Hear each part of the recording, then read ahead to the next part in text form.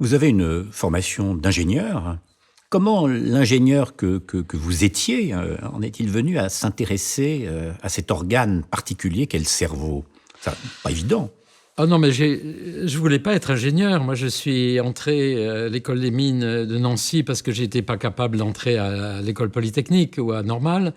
Et je suis allé voir Bertrand Schwartz le premier jour en lui disant que je voulais pas être ingénieur. Il m'a dit, mais faites ce que vous voulez. Il a d'ailleurs dit la même chose à Jean-Claude Trichet avec un certain nombre de mes amis.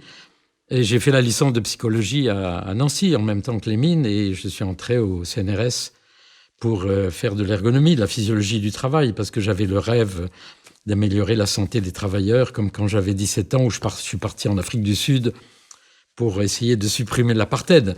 Donc, non, je ne voulais pas être spécialement ingénieur. Ceci dit, de la formation d'ingénieur, j'ai retenu et j'ai un extraordinaire intérêt, respect aussi pour les technologies.